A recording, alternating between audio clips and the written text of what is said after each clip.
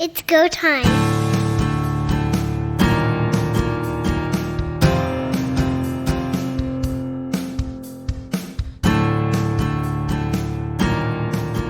We are in to the frenzy that's known as CFL Free Agency, and we can't wait to get started talking about it. Hi everybody, Don Charbon along with Heath Graham and Pat Mooney. Welcome to Quick Kicks here on Third Down Gamble.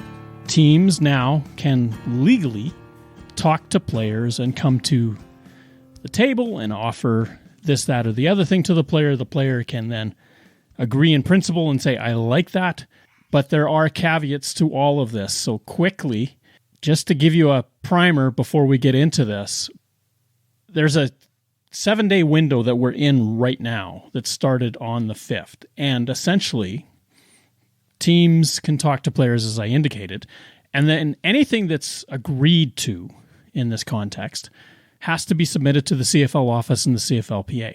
At the end of the 7 days, which would be February the 12th, pending free agents then move into an exclusive 48-hour window where the team with whom they played the previous season has the right to negotiate with the knowledge of the contract offers available to them. If they want to compete, in other words, spend more or say, this is too rich, congratulations, that's fine. The players at the end of this process then have to announce with whom they have signed. If they choose not to accept any offer, then on the 14th at noon Eastern, they are free agents, and the process for them, relative to them, starts all over again with teams coming to them and saying, we'd like your services. It's a bit of a gamble.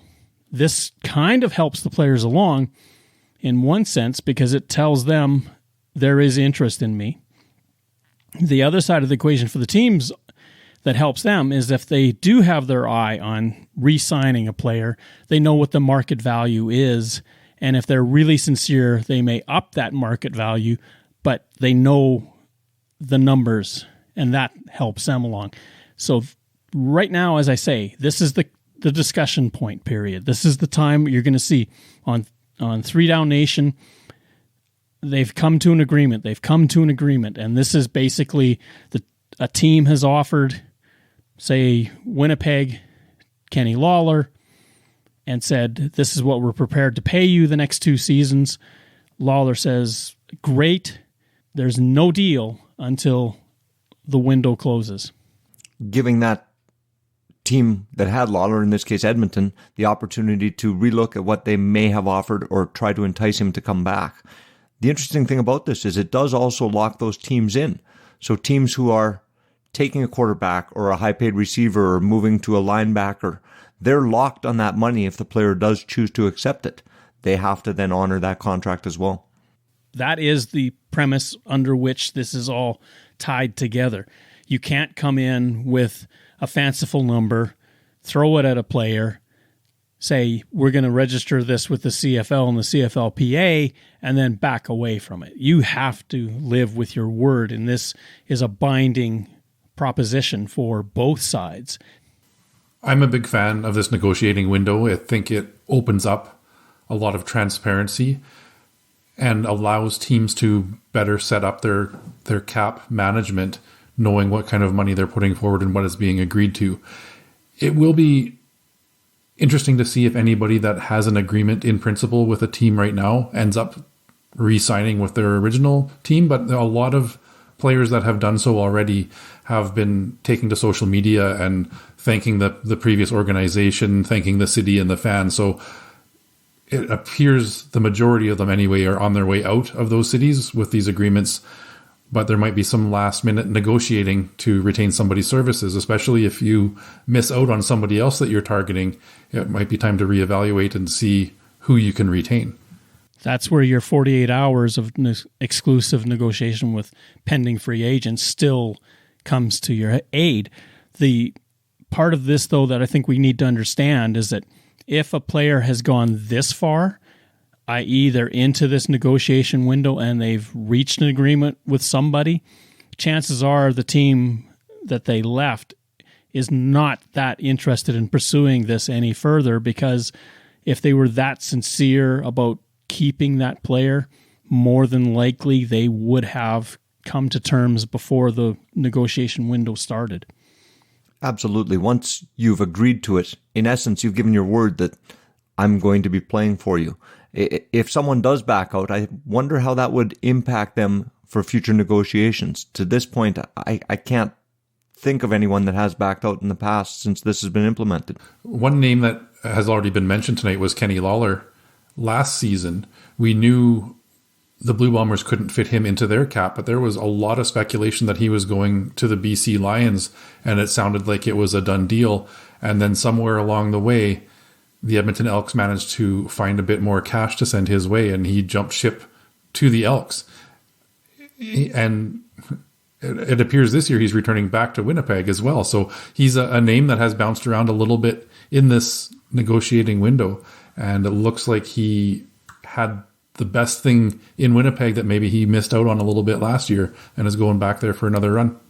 Famously, in the early 2000s, there was an offensive lineman in Montreal that had signed a deal with the Saskatchewan Roughriders. The next morning, had second thoughts, asked that contract not be honored. The Riders obliged, and he went and stayed with the Alouettes. He still wound up with a job in Saskatchewan, though, as a head coach. Scott Flory, absolutely. These things do happen. And this is why they have this negotiation window in place. You've got this time to sit down and think about this so that by the time you come to the team with whom you played last year, you pretty much know what's going on. And then if you really think that you can get some more out of them, you can say, well, here are the numbers that I've been offered. The one player that I'm very curious about is Jameer Thurman of the Calgary Stampeders. The Stampeders were trying to re-sign him. They were sincere about that. Right now, Hamilton seems to be in the lead with their offer sheet. The Stampeders, I do not think, are out of the woods. The other one that I would argue is Trevor Harris. Despite all the rumors of him winding up in Saskatchewan with a 2-year deal, the scenario that played out last year could play out again. He had a big contract with the Alouettes. I'm sure that they wanted to chisel that down a little bit, given that he's going to be 37 this spring, and a long-term deal wouldn't have necessarily been in the offing. If Harris wasn't happy about that, then clearly he's got every opportunity to go the route that he's going again, and we shall see what happens. With the Stampeders and Jameer Thurman, it's interesting because, yes, they do want him. He's one of the best linebackers in the league, if not the best, and he has an opportunity to stay in Calgary. But again, they didn't put much money out towards him prior to allow him to move into this period in time. In this case, if they come back with a higher offer, that kind of changes what we've seen from the Stampeders over the last few years. They haven't been paying big money to those free agents, kind of keeping a salary cap at each of their players and running the team in that sense. Now, you'd think they might have some free space to be able to bid higher on him. They chose not to do that. So Jameer Thurman has agreed to terms at this point with the Ticats. And if we want to continue on the Trevor Harris train here a little bit as well, Montreal's in a tough spot. They don't have any other quarterbacks under contract that look like they're starting caliber. So unless they have some tricks up their sleeve, maybe targeting a trade with Hamilton for the services of Dane Evans, maybe they are shopping some money towards Cody Fajardo, there very well could be a situation where they are desperate to re-sign and up that offer a little bit more for Trevor Harris to come back one more year.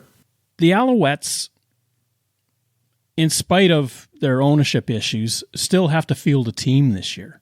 They've got to look at somebody to be the man to run that offense. Now, whether that comes via trade with Dane Evans, does that come via free agency? It's hard to say. There are free agent quarterbacks that are available. Michael O'Connor, for instance. Antonio Pipkin from British Columbia come to mind. If Danny Machocha is looking to rejig his offense, and maybe he's seen history play over and over with the Alouettes, they have not made it past the East semifinal, and he figures somebody else needs to lead them to get to the promised land. Harris is going to be 37 years old when the season starts. He probably only has a few years. So if you're looking for continued success, Harris is probably more of the stopgap. He's got a year or two left for sure. I think he can still perform at that high caliber, but he's not your quarterback of the future. The Alouettes, ultimately, if you're going to rejig your offense, change it over, there has to be somebody in mind. Unless this is the game that they're playing like they did last year, where Harris walks and then comes back. I don't know what else they do. And we've seen some other quarterbacks that we speculated might be on the move have already signed. We saw Nick Arbuckle re-sign with the Ottawa Red Blacks. We saw Matthew Schultz re-sign with the Tiger Cats. He had spent time previously with the Alouettes and would have been an interesting fit to come back to Montreal as well. Another name that's still out there at this point, Caleb Evans, hasn't really proven himself as a bona fide starter, but a backup role to somebody like a Cody Fajardo or a Dane Evans might not be a bad spot. He's still only 24 years old, is Caleb Evans, so some upside potentially there as well. Then you have a quarterback like Dominic Davis, who signed with the Lions as a backup to Vernon Adams. At this point, it appears he may have been an option if a team got stuck not having a starter. He's had some quality starts. He's also had some difficulty at times in that starting role. So definitely a good backup for the Lions, but one more quarterback off the market. The rumor mill producing that Trevor Harris may be coming to Saskatchewan, that to me is fascinating because the Roughriders are also playing that Cody Fajardo may be coming back to Saskatchewan. And how do you juxtapose those two names given that there's only one football and one starting quarterback? At this point, if Trevor Harris ends up in Saskatchewan and Cody Fajardo comes back, he's going to have to accept a demotion to the role of backup and a demotion in terms of salary.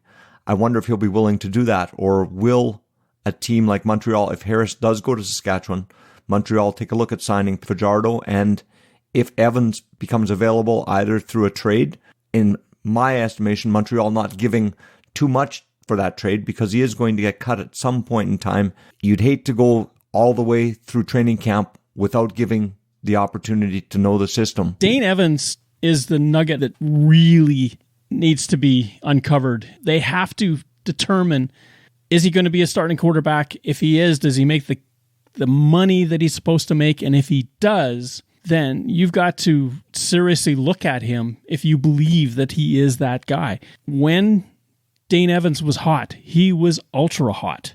When Dane Evans lost confidence, that's when the trouble started last year. It could be an anomaly. It could be a one-off where he just had a bad season and his star is rising. As a GM, how do you relate to all of that? You have to imagine at this point, the Tiger Cats are getting lots of inquiries about what it would take to get Dane Evans. The number of teams looking for that bona fide starter are dwindling as we've kind of gone through the roster of starting quarterbacks for most of the teams. Montreal would be the most likely one, in my opinion, just depending on what happens with Saskatchewan and Trevor Harris. So those are the two teams most likely, but we've also heard McLeod Bethel Thompson in Toronto says he does intend to play in 2023. He hasn't really declared which side of the border he's going to play on. We know he's got a young family in the U.S. Some of those spring leagues might be enticing to him for one more season or 2 seasons, but a chance to be close to home. So if by some chance Bethel Thompson does play south of the border, are the Argonauts willing to hand the offensive controls completely to Chad Kelly, or are they looking for some security there as well? That is the big question in Toronto.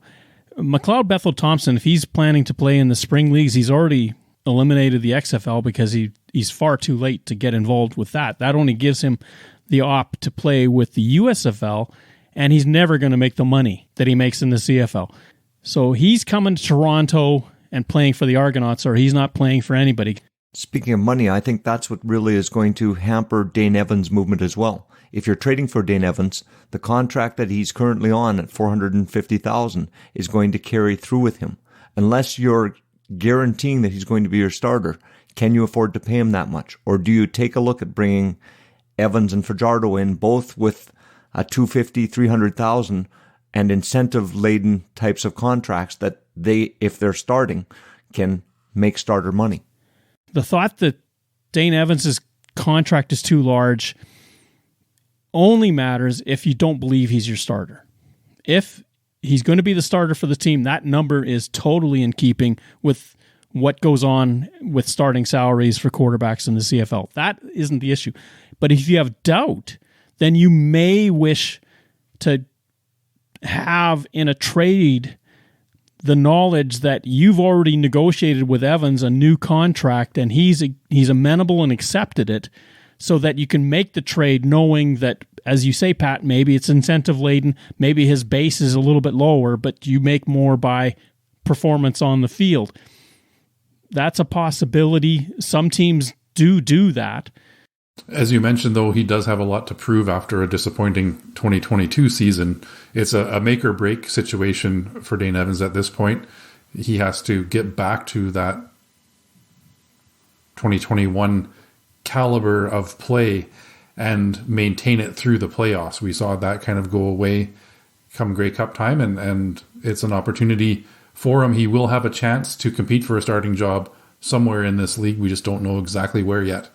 Talked a little bit about Kenny Lawler and him coming to an agreement with the Blue Bombers. There are others. Kyron Moore has reached a deal with the Elks. You've got Darrell Walker in Edmonton. Does he stay with the Elks? Do they have him in their plans even? Or is he on the outs and maybe has to find employment elsewhere? Well, the reported agreements with the Elks with Stephen Dunbar Jr. and Kyran Moore may mean that some of those Elk receivers are going to have to look elsewhere. The biggest piece of the receiver puzzle still out there at this point is Eugene Lewis as well, formerly of the Montreal Alouettes, and by all appearances, former is exactly right. It doesn't look like that relationship has ended well, and he will be on the move somewhere.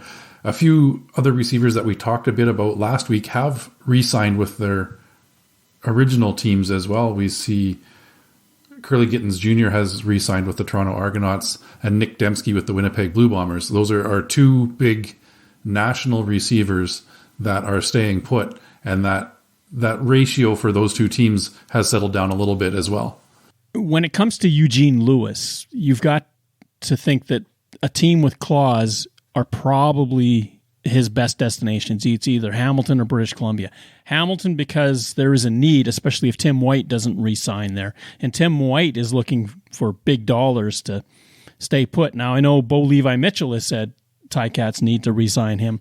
They may still. If they do that, I don't think they're going to have room for Lewis, and that pushes him, I believe, all the way out to the coast, and the Lions would be more than interested in reuniting him with Vernon Adams Jr., who the Lions have just re-upped through 2024.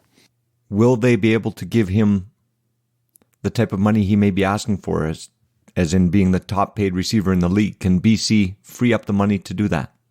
Well, they just had a big hole to fill with the retirement of Brian Burnham, who we know was a fairly high paid receiver in this league as well. So it would make sense for BC to go after him to fill that void. Although Vernon Adams Jr. comes at a higher price tag than Nathan Rourke did last year as the starting quarterback. So they've got to play that cap game a little bit in BC. The Lions really made a splash last year with Jordan Maximic's offense. They did a lot of very good things with Rourke at the helm. Now, Vernon Adams Jr., as much as people say he's not a Nathan Rourke, yes, but he has put up some amazing numbers and played some amazing football in Canada. I don't think they lose anything with him. The styles are different, but I think he can produce pretty good offensive numbers. The question now is, with Burnham gone, that's a safety valve. You need somebody on that inside to work for you, and Lewis, quite often for Montreal, did that work. I also wonder if Trevor Harris goes to Saskatchewan, will he be pushing to bring more than just Jake Weineke, who seems to have agreed to terms at this point? Eugene Lewis could be a potential landing space if Saskatchewan lets three receivers go in Dekeel Williams. Kyron Moore looks like he's moving elsewhere. And as well, you've got Shaq Evans. So with those three potentially leaving, you should be able to free up some cap space to take a look at a receiver like Eugene Lewis. The Roughriders, though, have problems on their offensive line. Then they've got to leave some cap space for that. Now, if Darnell Sankey leaves from the linebacking core, that's another hole that you have to fill. And there aren't many linebackers I would think, other than maybe Avery Williams, Enoch Mwamba, who might be available, although Micah Tights may be coming back, though. He could be if he's healthy. That would be huge for the team. But Avery Williams, I'm thinking that the Red Blacks are going to make a strong pitch to him to keep him. I would doubt that Enoch Mwamba's leaving the Argonauts for any reason. So where do you find another starting linebacker other than maybe if Micah Tights is ready to go? It will be tough. One good thing for the Riders is they have re-signed Larry Dean, the other part of that fantastic linebacking core from last season. I'm interested to see, as you talk about the airlifting of the Montreal Alouettes into Regina, if Trevor Harris signs. Jake Wenicky is an interesting addition as well. He had an off year in 2022. Much like Greg Ellingson in Winnipeg last year, I think Jake Wenicky comes into Regina with something to prove and needs to have this type of season he had 2 seasons ago as opposed to last year to really solidify himself as a number 1 or number 2 option in the receiving corps. The interesting thing, there was a battle on Twitter. They're calling the Friday, August the 11th Saskatchewan and Montreal game an inter-squad game because of the likelihood of, at least at this point, Harris and Lewis being in Regina. The Alouettes would not be happy campers. In the past, we've seen a lot of Calgary Stampeders go east to the double blue Toronto Argonauts, and then this year we're seeing a reverse flow with the Alouettes moving to Regina. We do still have a number of receivers left out around the league. You take a look at the Stampeders, you have Kamar Jordan, Richard Sindani. You can go down others, Greg Ellingson, who you mentioned, as well as Rashid Bailey are both open. Saskatchewan, we've talked about their 3 receivers. You have Reggie White Jr. with the Alouettes and also Darvin Adams coming out of Ottawa, who's still remaining free agents. So there's a lot of quality receivers still available out there. RJ Harris would be another one. Tavares Daniels is signed with the Argonauts. He's off the table. You've got about 2 or 3 guys that everybody's sort of queuing up, ready to take their chance with them. And I think that will impact those receivers who are still out there. They may not get the money that they're expecting due to the sheer number of receivers that at this point haven't re-upped with their team and are left moving into free agency, as well as the number of receivers that are going to be brought to camp out of NCAA and Canadian college teams. Rashid Bailey is a prime example of that in Winnipeg. We see him getting priced out because Kenny Lawler has agreed to come back. A very capable receiver, didn't quite have a breakout season per se in 2022, but a very solid year. And I think he's going to be somebody that's going to get a look from some other teams. I'm sure he would love to stay in Winnipeg. The Bombers would love to have him, but it doesn't look like the money is going to sort itself out. And this is always the joy of this time of the season. You can come to the table early and get an agreement and get out of the way, or you can wait and see if there's any money left by the time you acknowledge that you're available on the 14th. It's a tough choice to make. We haven't given any love to the defense, but there's a lot of defensive players available. Hamilton's defense could be gutted if they don't start signing them soon. A lot of quality defensive backs, defensive linemen, linebacker. Somebody's got to re-up in Hamilton. Seems that they're doing a great job with the offense at this point. You know, they picked up a couple linebackers, so I think their core is solid. You've got Julian Hauser, Micah Johnson, Ted Laurent. That's all 3 up front. Malik Carney did re-up with the team, so that's one person that they don't have to worry about. And then Jamal Roll is not signed yet. And you've got Simone Lawrence, who's been with that team forever, still very capable, not signed yet. It just keeps adding and adding and adding. And Orlando Steinauer, it's interesting that he's focused on offense right now. Now, does he look to free agency to fill in the holes? If he gets Jameer Thurman, that's not bad. That probably spells the end for Simone Lawrence. But what about that defensive line? How many defensive linemen are out there that you can find?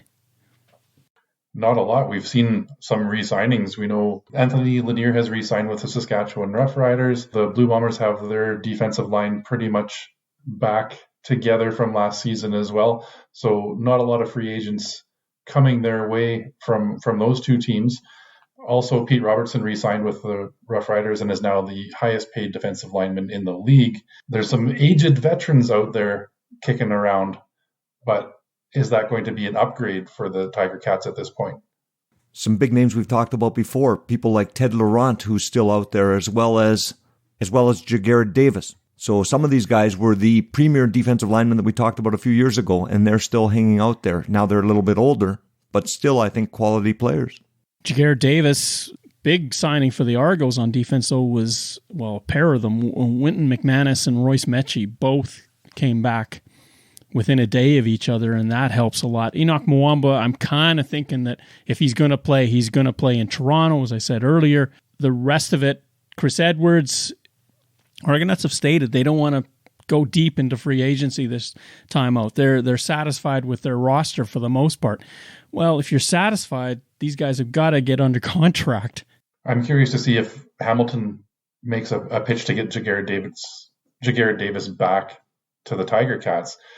He left after a pretty long stint in Hamilton, finally got his Grey Cup ring with the Argos. Where is his loyalty, and how much does that Orlando Steinauer influence persuade him to maybe relook with the Ticats?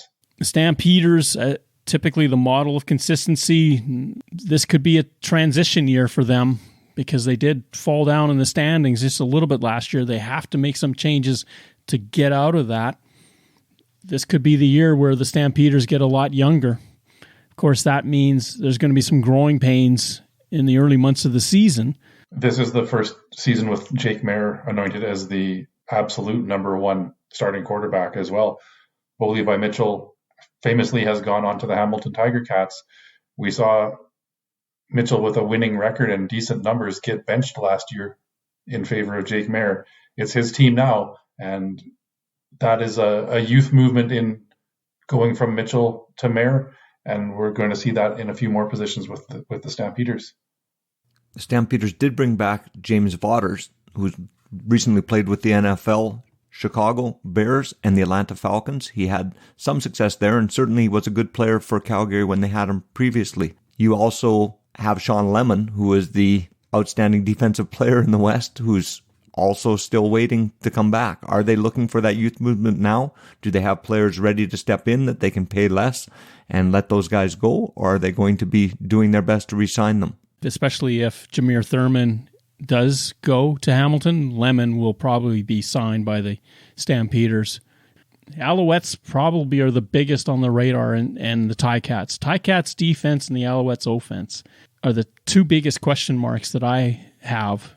Everybody's in this grind trying to figure out who's available, how much do we have to spend, are they going to be available, will we still have the money to afford? It's a real juggling act, and every league with a cap has this.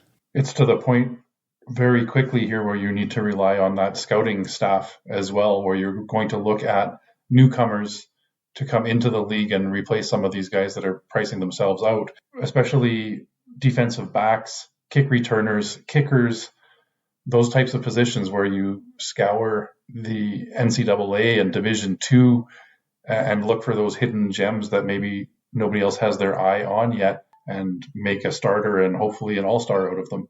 Of course, there's the pressure from the two spring leagues. How much of the talent pool that would normally be there is being swallowed up? I think that new collective bargaining agreement that has allowed players to now get guaranteed money has also led to a number of signings that aren't just 1 year plus the option. We're now seeing players take 2 and 3 year contracts because that will get them into the situation, even if they're moving to a new team, where at the end of that 2 years, if they re-up, they're going to be guaranteed some money.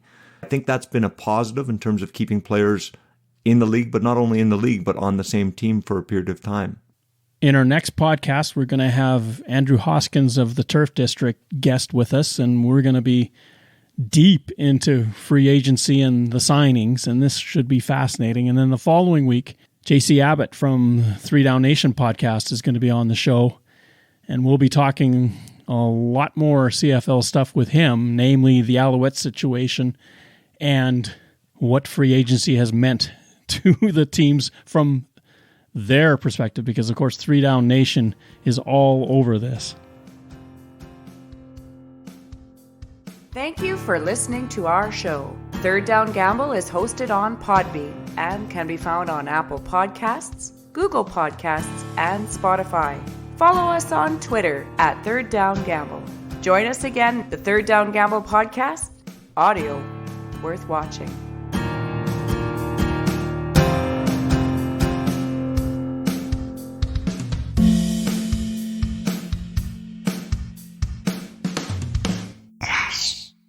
Third Down Gamble uses the expert resources provided by Canadian Football League player and game statistics for analytics, game notes, and statistics, and 3downnation.com for news, insight, and in-depth analysis. Please visit cfl.ca and 3downnation.com for the most up-to-date information on the Canadian Football League.